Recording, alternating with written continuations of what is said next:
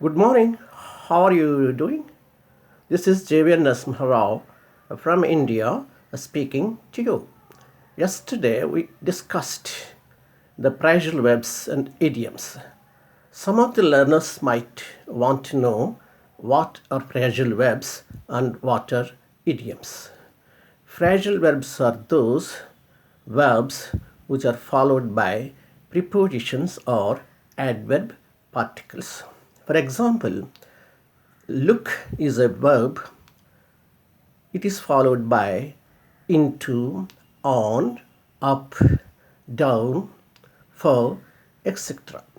So it is not enough if you know the meaning of look, but you have to know the meaning of look into, look up, look for, etc. Because look up is different from look for. Look down is different from look down upon. So it's very difficult for the non-native speakers like us to learn each phrasal verb one by one.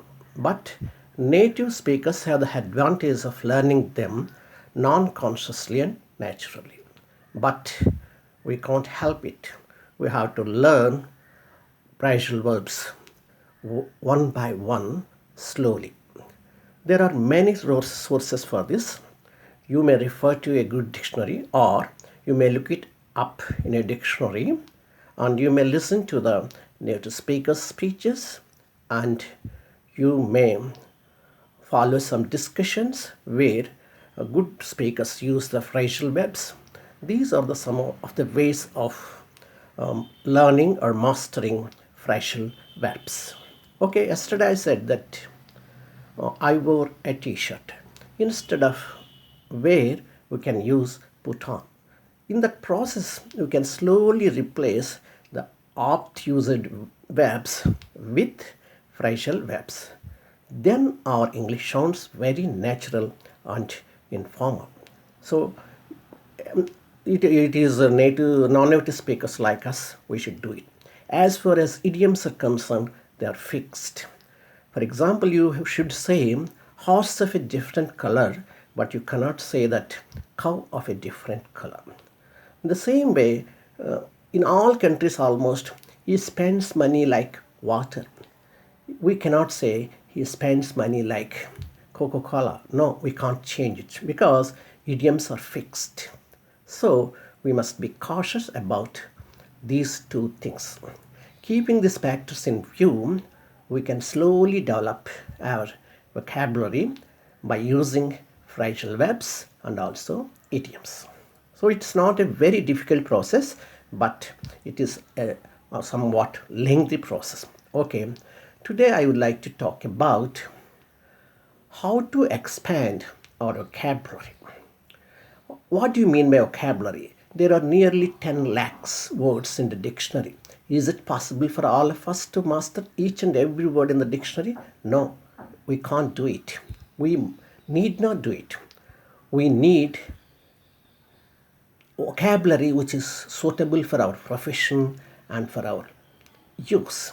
For example, if you are a lawyer, your vocabulary is different from mine because I am a teacher. If you are a doctor, your vocabulary is different from an engineer. So these are called registers. Based on our needs, we have to expand or increase or add up our vocabulary.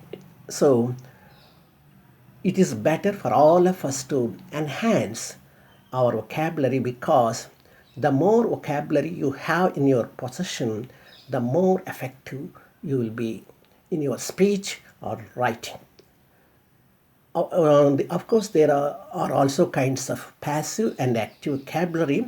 Passive vocabulary is something which we use while we listen to some other speeches or when we read something.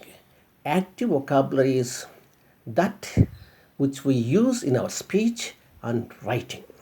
So all of us should have active vocabulary and passive vocabulary. But if you go on speaking and writing using the vocabulary, you know your passive vocabulary turns into active vocabulary. Our aim is to improve our active vocabulary, otherwise, you will become a passive listener or passive reader. So, tomorrow I will be talking about how to improve our vocabulary using term tips. Okay, good day all to yours. Bye. This is Narasimharao signing off.